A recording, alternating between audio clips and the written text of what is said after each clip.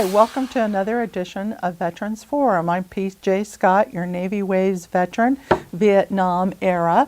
And many of you who have been watching Veterans Forum for the past 5 years, this is my 5-year anniversary, know that I'm very interested in post-traumatic stress disorder known as PTSD. I'm sure this has been going on since men have made war with each other, and they would always have a different name for it. Nonetheless, many of you will remember that 2 years ago I actually won the Alliance of Community Media for an interview I did with the then head of mental health for the Northwest Navy, Dr. Mark Russell, on this issue. And more recently, here at BITV, I interviewed Corky Sullivan, a doctor who specializes in this. I have today Dr. Bridget Cantrell, and we're going to talk about a little different aspect of PTSD. My previous interviews was the effects on the individuals, but individuals have families. And how do the families deal with this? How can you help your member who has this cope better, and what do you need to look out for? At the end of the program, we will have the address. The American Legion has a wonderful article about this, pamphlet I should say, and you might want to get this information. We'll have that for you at the end. In the meantime, welcome to Veterans Forum, Dr. Bridget. Thank you so much. It's a pleasure being here. And I always start with a brief bio, and I'm sure we want to hear the journey of how a beautiful woman like you became an expert in PTSD. Give us your background. Well, I'm a daughter of a World War II Korean War combat veteran. So I grew up as a child in a household with a father who had untreated post-traumatic stress. And of course, back then we didn't know what that was, or how to deal with that, or didn't know what was going on when he had anger outbursts and certain issues that were triggered by some of our behaviors as children. So that was an interesting aspect of my experience. And then when I went to graduate school, I had the opportunity to work at the VA Medical Center down in Palo Alto. Oh, okay. And do a practicum there, and that program closed. And I saw the impact on all of the military personnel that were there. It was a day treatment program, and I decided at that point I needed to change my dissertation topic and write about post-traumatic stress in war veterans and how social support is very instrumental in helping them get through this process. Now, when you were in Palo Alto and doing studies, was it referred to as post-traumatic stress at that time? Because this is a rather new terminology. In fact, it only came out, what was it, the mid to late 80s? Yes, I was doing my practicum research and or my dissertation research after that time. So yes, it was referred to as post-traumatic stress. But, you know, like you say, it's been around from the beginning of time, and it's been referred to in different ways throughout history. Right. And I'm curious, as a child, because I have an uncle that fought with Patton from the beginning to the end of the war, and there are statistically few survivors that went the whole.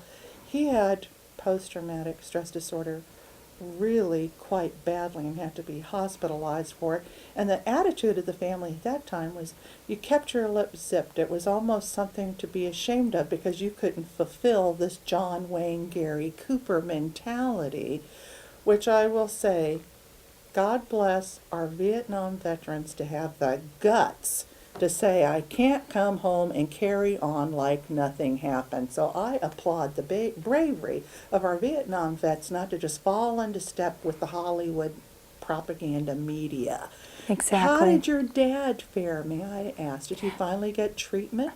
No, he didn't. What he did is oftentimes we'll see soldiers, and I just use soldiers as a generic term for all people who go off to combat. They come home and they either get into drugs or alcohol oftentimes as a coping. He didn't do that. He went into the workforce. So he worked 3 jobs. So he was a workaholic. And that was the way he dealt with his issues, were to keep busy constantly. Yeah, and let's bear in mind, because you did bring something up, please, people, don't be terribly judgmental, because I have known many older warriors that turned to alcoholism and younger ones turned to drugs. It was self-medication.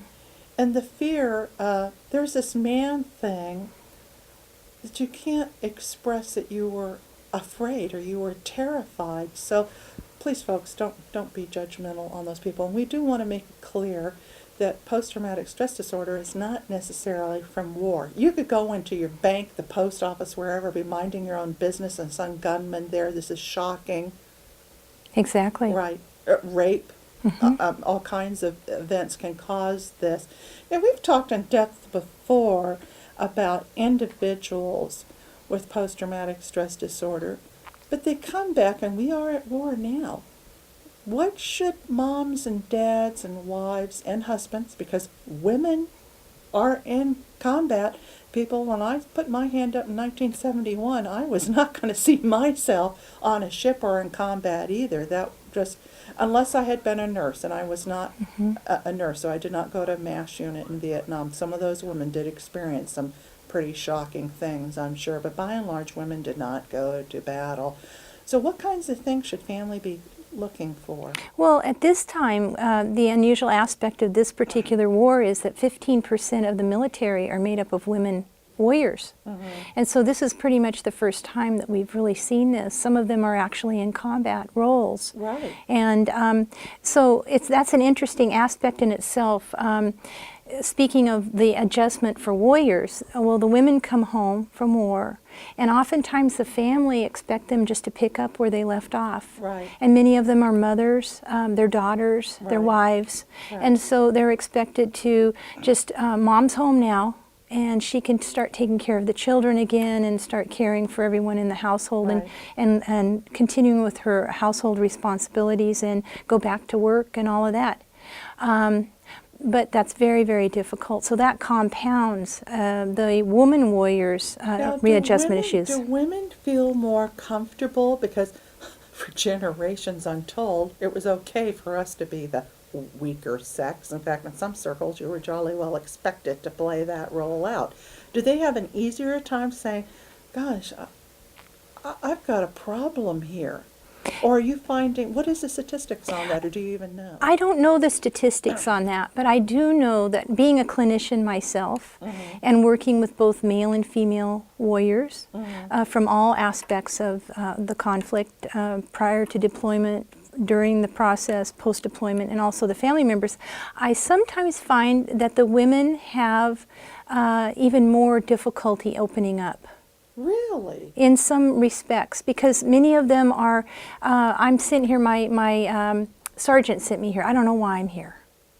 And so some of them, I think it has to do with the fact that they are in a military institution, and they must appear to be pretty well put together, or they're more vulnerable. Okay, well then I'm seeing, correct me if I'm wrong, a possibility of a whole different kind of stress here, because they are the first women warriors. And working with the male warriors as well, they tell me that if they find a good woman in their units, that they're worth their weight in gold. And so they're really appreciated over there. But sometimes it's just very, very difficult for them to come home and resume. And so this is a different aspect to this whole readjustment issue. Well, when I was talking to the first gentleman of our state, Mike Gregor, we discussed PTSD because he was the Army combat officer in Vietnam. And, I don't try to drag out the awful horrors of war on my guests. People have heard about it. I don't need to make people uncomfortable.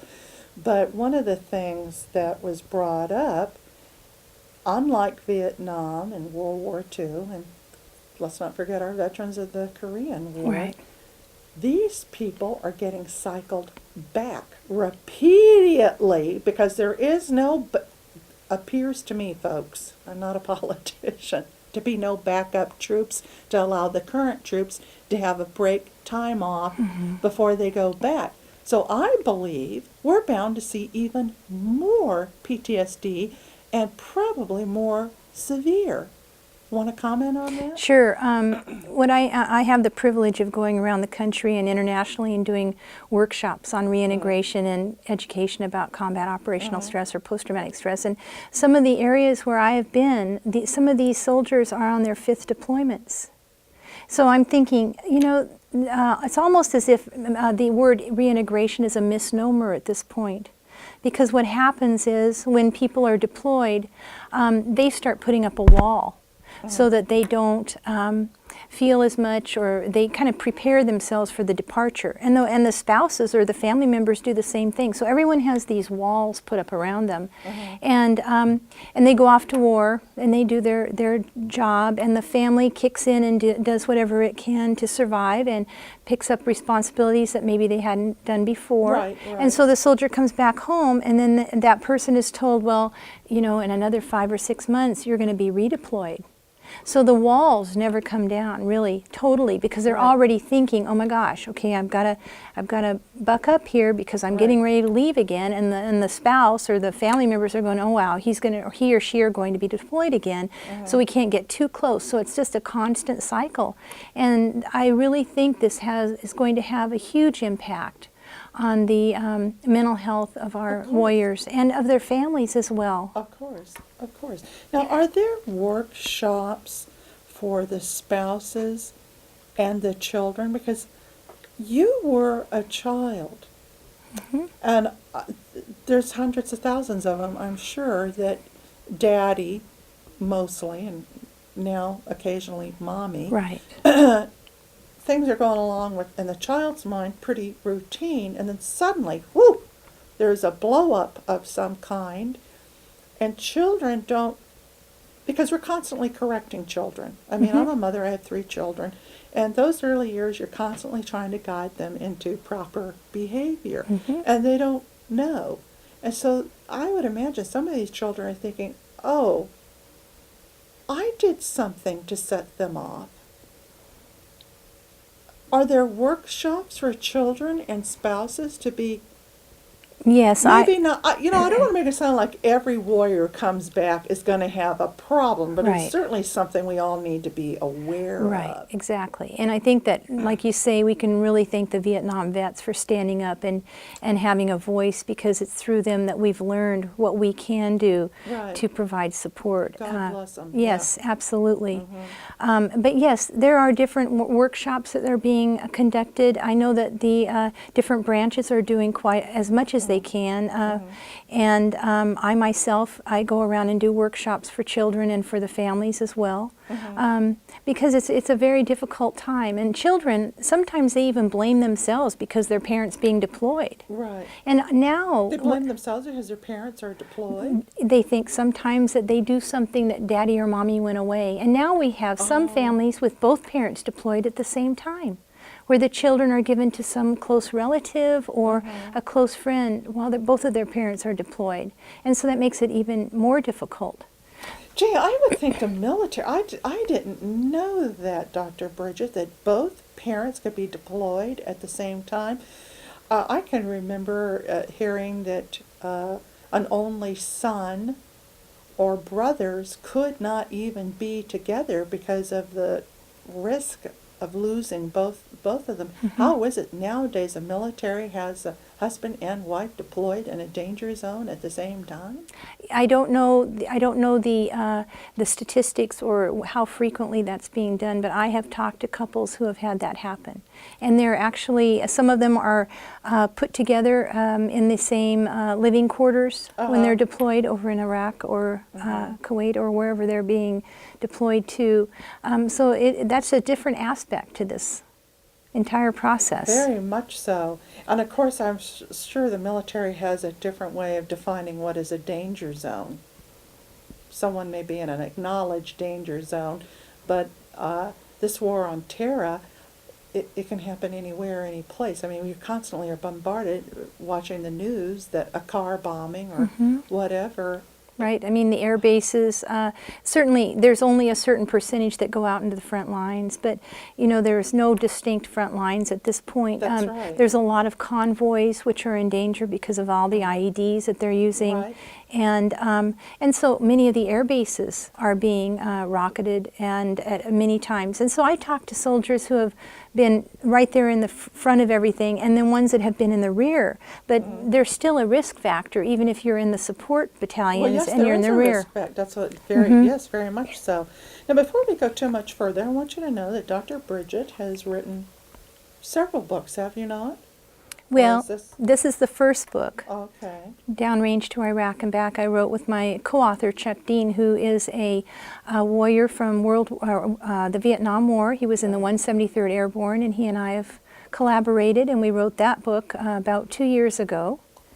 Oh, okay. So I met Dr. Bridget 2 years ago at the Vietnam Wall Memorial that was traveling through Kitsap County at the time. It was at the fairground. So that was hot off the press when you gave Absolutely. it to. Oh, okay. I thought it was like a year or two older No. than that. Oh, okay. That came out of, we were in Vicenza, Italy. We had been requested to go over there and provide support and services to the warriors over in Vicenza, the 173rd, and out of that came this book. Okay, and then you've got another one that is in the process of being published currently? Yes, it's being printed as we speak, and it will be out in about 3 weeks. It's called Once a Warrior, Wired for Life, and it's going beyond the fact that you go to war, you have post-traumatic stress or combat operational stress, as the military is referring to it as, and now how do you take those warrior talents that you've learned and hone them in so you can still adapt to coming back into a civilian world and be effective. Okay, so this is really be practical. I would urge that everyone who has a warrior overseas get this book. It would be helpful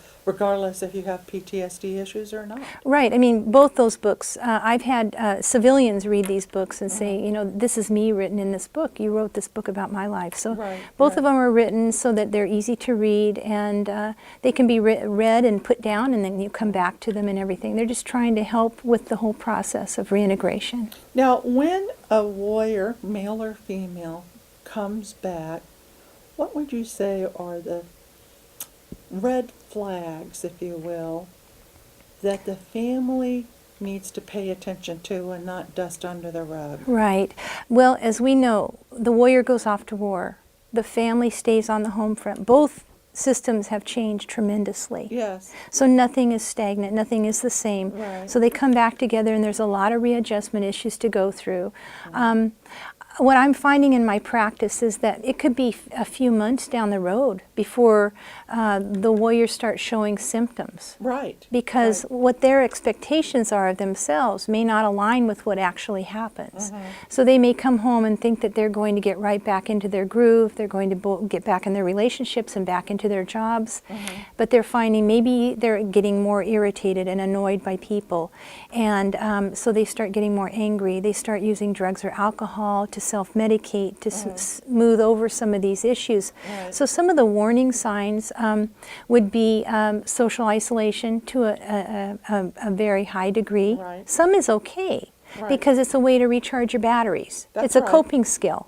You take yourself out of something that's causing agitation or irritation, and you kind of relax, take a deep breath, and then go back out. You don't have to have PTSD to need to recharge your batteries. I'm a diabetic, and I'm not always full of energy. And people see me on TV, and they think I'm like this all the time. Well, no, when I'm at home, the makeup comes off, and I need to recharge. You need downtime. Yeah, and it's not a PTSD issue at all. I'm pooped. I'm tired. I need to recharge for the next American Legion meeting or the next Veterans Forum program or the next whatever. Well, and with PTSD, it may be depression. It may be anxiety. I mean, they're all kind of working together here. And so if we see social isolation to a high degree, if we see an increase in drug and alcohol abuse, maybe domestic violence, that's another huge issue right now. The increase of anger. And they get to the point where sometimes they don't even remember. They go into like an amnesia where they don't recognize that they were actually out into a rage. So we need to look at that. My World War II uncle one night, I don't know what in the world triggered it, but he had a nightmare and thought my aunt was a Nazi and was trying to kill her. Yes. Before he woke up, he had no idea. Right. That's when he realized, you know what, I've got to go to the hospital. That's right. My dad still has those, and 60-some years later. So nightmares, disrupted sleep, easily triggered by crowds. Road rage is a huge thing with this particular war because of so much of it's done on the road. So we'll find that perhaps they're afraid of going under overpasses because that may be where a grenade was dropped off. Don't go to the big city to drive. It's very, very difficult. Guardrails where they would hide IEDs, road construction, disabled vehicles, trash along the roads, being bunched up behind cars. So road issues are very, very strong in this particular readjustment. I have a girlfriend whose husband was a Marine Vietnam combat, and they enjoy camping, but he never sleeps at night. He's listening. He's on duty. That's right, he's Yes. on duty. You Yes. got it. So he gets a couple of snoozes during the day, and they've just accepted that and went along with it. Now, how does the family, because, you know, you can't spend your whole life, Dr. Bridget, walking on eggshells that if this person's got a mental condition, and you can't, life is not ideal. It just isn't, and we can't always be good as gold. We might like to, but mom or dad is agitated with an in-law, or the kid did something inappropriately. You know, life happens. How does the family members be aware, caring, maybe sympathetic? Maybe sympathy is the wrong thing to do. Maybe compassionate. Compassionate, maybe, and yet not be walking on eggshells Right. and getting on with their life as well. It's a fine line, isn't it? Because we hear that in the Vietnam wives, you know, the ones that have been married forever. I mean, we have seen that over and over where they're walking on eggshells. I think one of the most important things is to become as well educated as possible about the symptoms of post-traumatic stress. I think that we have to look at it as not as a mental condition, but as an adjustment issue to something that's outside the realm of normal human experience. Right. So we don't pathologize it. It can happen to anyone, anytime. And there's no predictability on who will be more affected than others, or when, because it can happen way down the road. So I think that preparing the children, letting them know that we have to be really aware that maybe daddy or mommy are going to be a little bit edgy at first. Making time for the couple to spend together away from the children is very, very important. I know that one of the issues are mother-in-laws. Somebody asked me to write another book on mother-in-laws. But anyway, so this is just an example. It's kind of funny, but what happens is, I'll use a male warrior, for example. So he's married. And mom wants to see him too when he comes home. I've had some of the moms actually come and stake out the house and stay there till they get home. And then the wife has to tell the mother-in-law to leave. And they compete for this warrior's attention. So I say, just the most important thing is the relationship between the couple at this point. And you need to go away for a few days just to be by yourselves. Give yourself time to get to know each other again. And I think I also talk about abandoning your previous expectations, because everything has changed. And then when we have expectations that are unfulfilled, we build up resentment and anger, sadness, remorse, grief. So why not readjust? Why not look at this whole thing from a new perspective and see, well, what are we capable of doing? Who is this person that's sitting across from me? And how have I changed? So I think that educating yourselves as much as possible, attending workshops. I know that the Army's got some reintegration workshops for couples. Any kind of things, anything like that. I think it's important to remember, too, that the more educated you become, the less the folks at home are not responsible for your PTSD. They can be helpful, cooperative, all these things, but that's something the individual needs to get treatment, counseling, whatever. And family counseling would be so great. But I've known of women from Vietnam who felt somehow responsible to make life just easy and wonderful, no snags, no bumps in the road. Well, there's no way to prevent bumps in the road. They just come. come. They do. And frequently, as I'm sure you're aware, those marriages would end in divorce because it just became too stressful. Yeah, too out of balance. Yes. So I really encourage the spouses to have a support system. Get into counseling. Group counseling is really important, and just a rap group. Just Right. talking about, oh, my wife did this, or my husband did, this is how I've been reacting. Does anybody have any better ideas? What's worked Right. for you? Right. So it kind of normalizes their experience, and then they learn from each other. And also, family counseling is very important. And Right. and you know, the VAs have deployment clinics where the soldiers can go.